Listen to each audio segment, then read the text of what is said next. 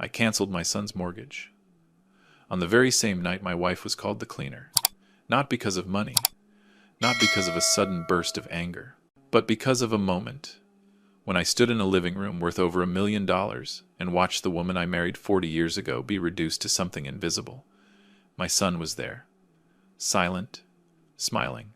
And in that second I understood a painful paradox. I was the one who built a place where there was no longer room for us. Before I go on, if you're listening to this in a quiet place or during a moment when you need to think, please subscribe to the channel and leave a comment telling me where you're listening from. It helps me know I'm not telling this story alone. Now, let me tell you why everything began with what seemed like a perfect dinner.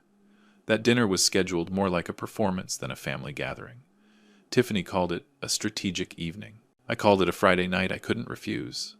Because Ryan said the investor was important, someone from California, someone who could open new doors for my son's career. The house in the suburbs of Austin was so spotless, it no longer smelled like real life. No old photographs, no trace of time, white walls, soft yellow lighting. Everything placed just right, so no one would ever wonder whether elderly parents had once lived there. I understood the message clearly, even though no one said it out loud. Susan arrived late, not because she was careless. She had just come back from the community garden where she grows vegetables for a senior support program. Her hands still smelled of soil. Dry mud clung to her shoes. She apologized softly, as if her very presence was a mistake in that perfect arrangement. Tiffany saw Susan and paused for a beat. Then she said Susan could stay. No need to change. No need to go to another room. It's fine, she said, her voice light and precise the way you'd straighten a crooked pillow. I didn't understand then. Later I did. She needed Susan exactly where she was. The dinner unfolded exactly as Tiffany intended. The wine was poured, the right kind. The dishes were introduced by their French names. The conversation revolved around projects, personal brands, follower counts. I listened more than I spoke. Ryan spoke just enough to sound confident. Tiffany spoke more, to keep control of the room. Susan quietly stood up and cleared the plates. No one asked her to. No one stopped her. She did it the way she'd done things her whole life, not because she was told to, but because she saw something that needed doing. The investor asked Tiffany, casually pointing towards Susan, "Who is she?" Tiffany smiled. Not loudly, not openly cruel, just enough to freeze the room. She answered with a phrase I had never heard before, but one I will never forget. A way of speaking that turned a person into background, into something that existed only to keep things looking neat. The room went quiet. No one laughed. No one objected. I turned to Ryan. I didn't need a speech. Just one sentence. A frown. Any sign that my son understood where the line was. Ryan smiled. A tight smile. Then he nodded, as if it were harmless humor. He quickly changed the subject, talking about interest rates and expansion plans. Everything kept moving. Only I stood still. I looked at Susan. She said nothing. She didn't cry. She simply bent down and kept wiping the table, as if the words hadn't touched her. I knew what she was doing. She was trying to keep the evening from collapsing. For Ryan, for me, out of a lifelong habit of preserving peace by shrinking herself. I don't remember what I ate. I only remember the weight of every passing minute, as if each second were testing how I would respond. I did nothing, not because I agreed, but because I was watching something else collapse. Slowly, and far more dangerously. I was watching our place in our son's life. When the night ended, Tiffany walked the guests out with her practiced smile. Ryan exchanged polite words. No one mentioned what had happened. Susan picked up her coat. Her hands trembled slightly. I placed my hand on her back. She didn't look at me. She only said she was tired. On the drive home, Susan was silent. So was I. That silence wasn't empty. It was full of things no one wanted to name. When we got home, Susan stayed in the bathroom for a long time. When she came out, her eyes were red. She said she had dropped the soap. I didn't ask anything else. I've lived long enough to know when a question would only cause more harm. That night I lay, staring at the ceiling. I thought about the down payment, about the times I signed papers on Ryan's behalf, about the times I told Susan not to worry, that everything was fine. I thought about how my son had learned that silence can also be a form of agreement. I wasn't angry at Tiffany in the usual way people are angry at someone who insults them. I was angry at how easy it was, how smooth, how familiar, as if Susan's role had been decided long ago, just waiting to be spoken out loud. Near dawn, I heard Susan crying very softly. No sobbing. She didn't call my name, just the sound of someone trying not to break. I sat up, and in that moment I understood that if I stayed silent any longer, I would be the final accomplice. I didn't shout. I didn't make promises.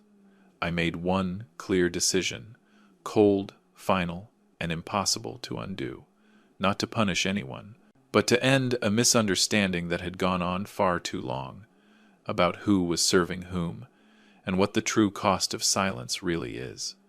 The next morning, I didn't tell Susan about my decision, not because I wanted to hide it, but because some things, if spoken too early, lose the precision they require. I simply told her to pack a few outfits.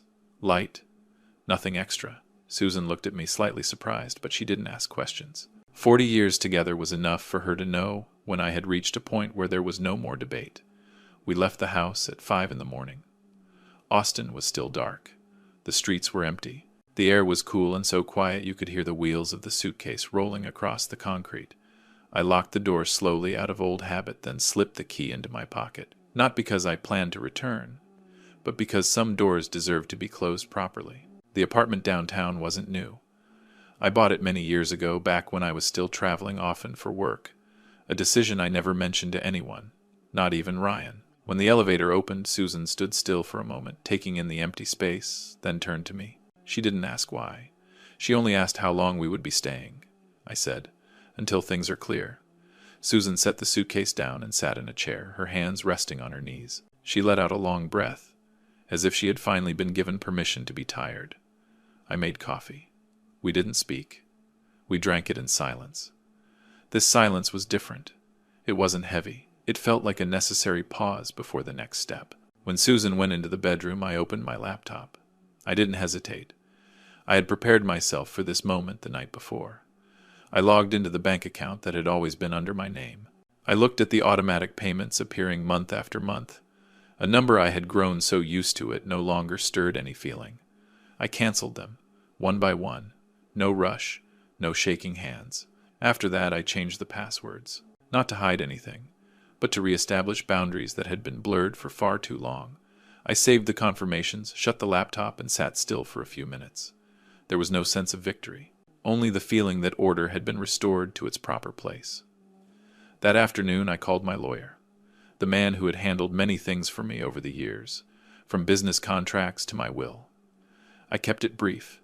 I didn't recount the dinner. I didn't mention the insult. I only said I wanted to activate an old clause in the financial agreement with my son, a clause written as a safeguard, and never used. He was quiet for a moment, then asked if I was sure. I told him I had never been more certain. He said he would prepare the paperwork. His voice wasn't surprised, just careful, like someone who understands that decisions like this never come from one bad day, but from many years of accumulation. That evening, Susan opened the suitcase to put her things away. As she reorganized her bag, a small notebook fell out. The cover was worn. I recognized it immediately. My old medical records. I was about to pick it up, but Susan reached it first.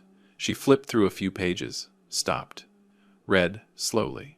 I saw her shoulders stiffen. She looked up at me, not angry, not accusing, just stunned. She asked why those checkups had never happened. I sat down across from her. I didn't avoid her gaze. I told her about Ryan's debt, about a failed business venture I had quietly cleaned up, about postponing my own care to patch the holes my son wasn't strong enough to face. I spoke the way one delivers a report, without emotion, because the emotion had been processed long ago. Susan didn't speak right away. She closed the notebook and placed it on the table. Then she cried, silently, tears falling in a steady line. She said she wasn't angry at me.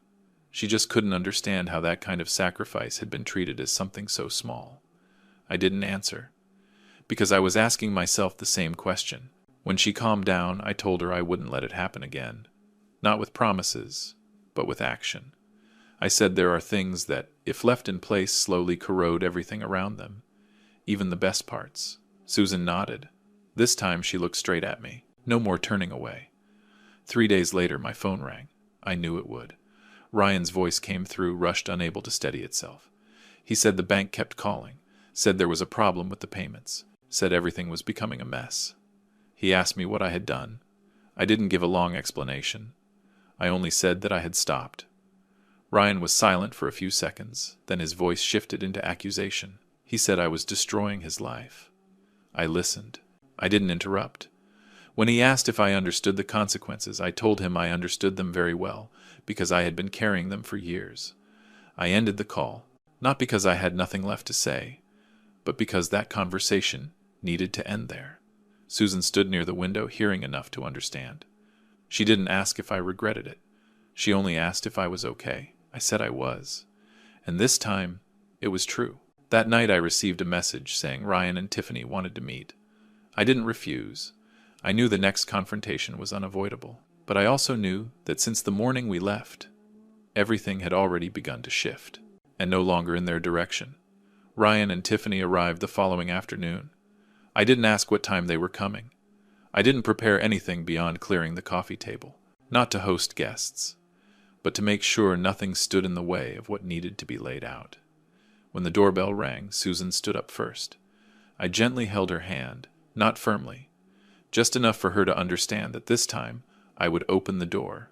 Ryan stood in front, his face tight, his jacket still on. Tiffany stood behind him, perfectly made up her eyes, moving quickly, measuring the space. They stepped inside, looked around, said nothing for the first few seconds. I invited them to sit, not warmly, not coldly, just appropriately. Ryan spoke first, his voice rushed. He said there must be a misunderstanding, said the interrupted payments had caused serious trouble, said the bank doesn't wait for anyone. Tiffany followed more gently. She spoke as if calming a minor family issue. She called it a slip of the tongue. Said everyone says the wrong thing sometimes. That one evening shouldn't push everything out of control. I listened. I let them finish. When they stopped, I pointed toward Susan. She sat still, hands on her lap, back straight. I spoke slowly, word by word, and said that the slip of the tongue had made my wife cry, and that there are tears that cannot be erased by late apologies. I placed the medical notebook on the table. Then the legal folders. I didn't explain every page. I didn't need to. I simply said the price of that joke wasn't a moment of hurt feelings. It was the entire foundation they were standing on. Ryan looked down. Tiffany looked at me, her expression changing. The softness disappeared. She asked if I planned to use money to control them. I told her I had used money to protect them for far too long, to the point that I forgot to protect myself and the woman sitting beside me. The air in the room grew heavier.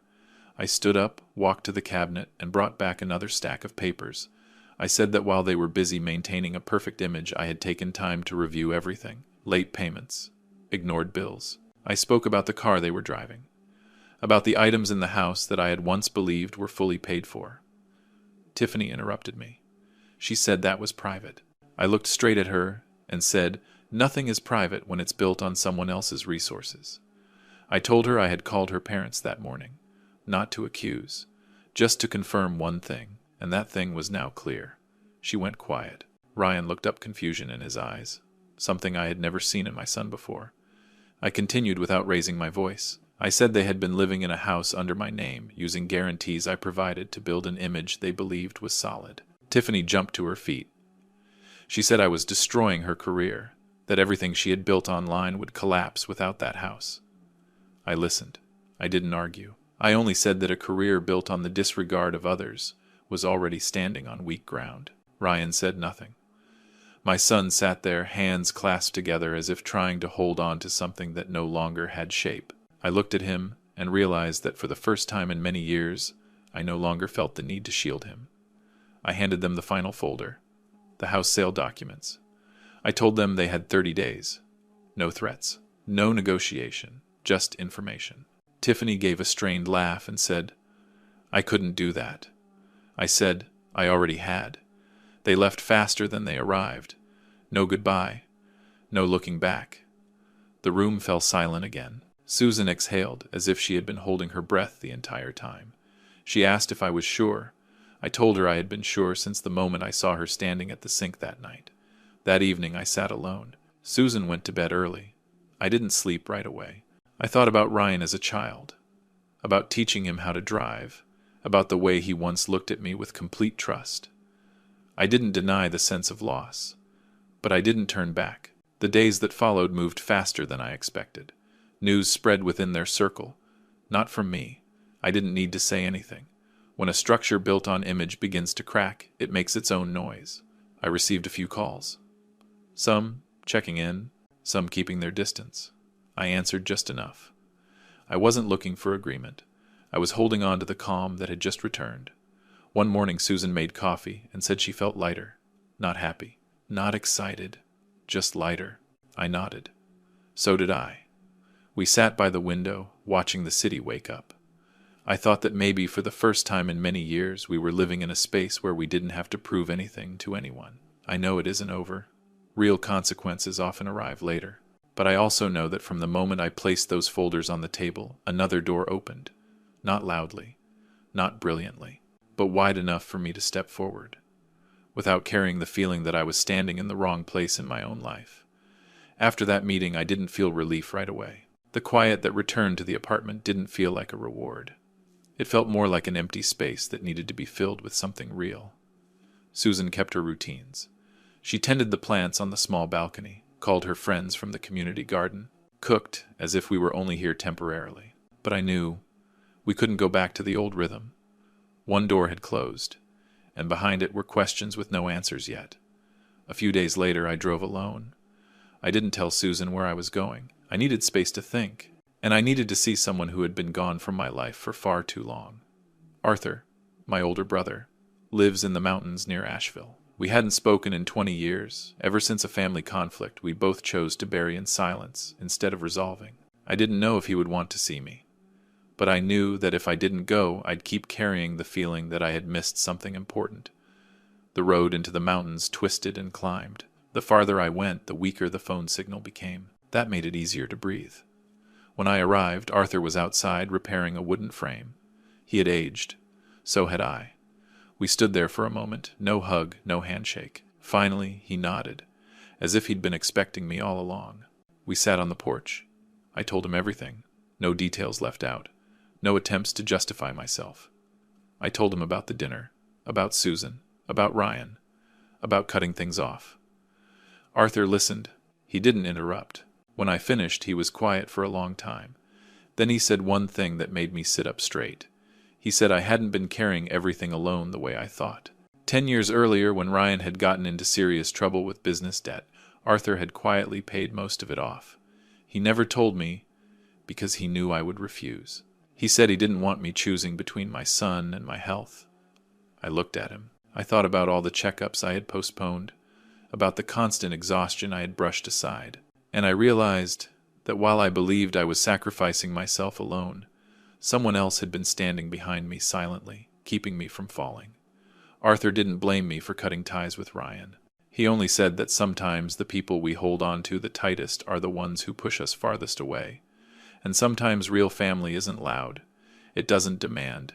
It doesn't need recognition. That night, I stayed at Arthur's place. We ate a simple dinner. No wine. No revisiting old wounds. We talked about his work, about small community projects he was building. Spaces for artists, for craftspeople, for people who wanted to work with their hands and slow their lives down. I listened and realized it was exactly what Susan had been searching for, even if she'd never put words to it. The next morning, Arthur took me out to the land behind his house. Wide, quiet, an old workshop, plenty of natural light. He said he'd been thinking about expanding the place for a long time, but didn't want to do it alone. He asked if Susan and I would consider coming here.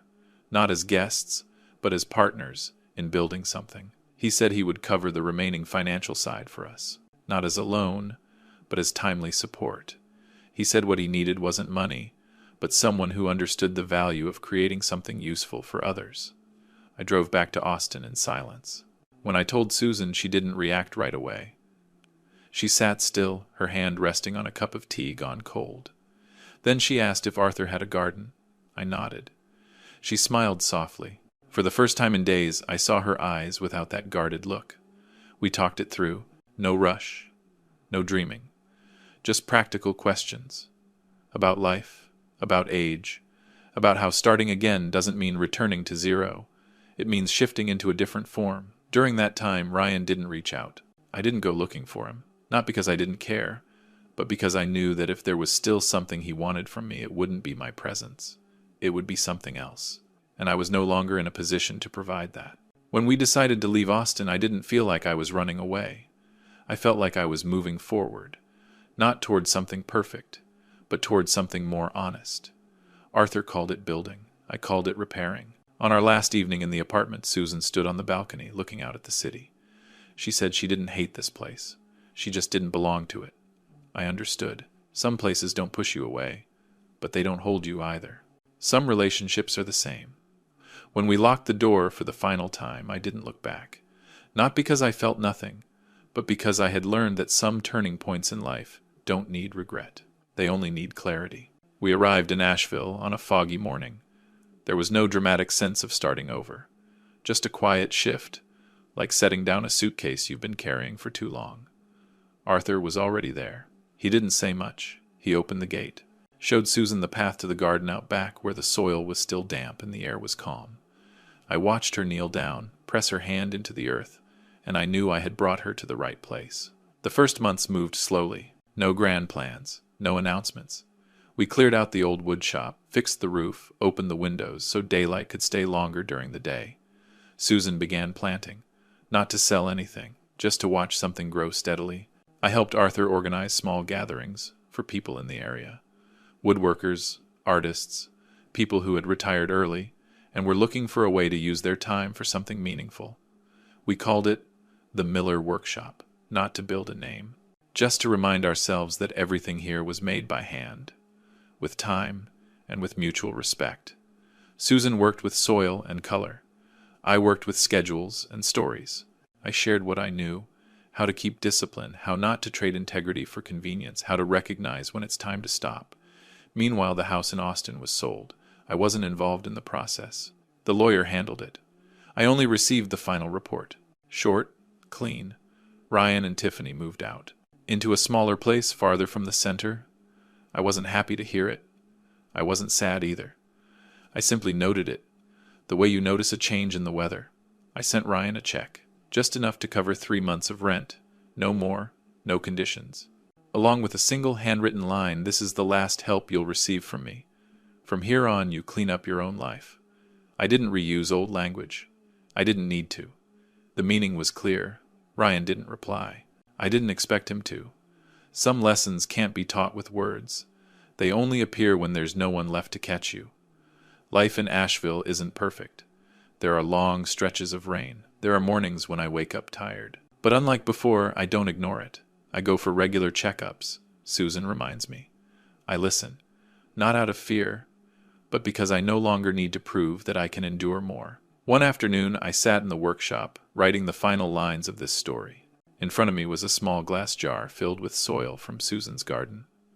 I held it in my hand, felt the real weight of something once considered dirty, invisible. They called my wife the cleaner, because all they ever saw was dust. They never saw the seeds she was planting. Quietly, patiently. I didn't just stop a payment.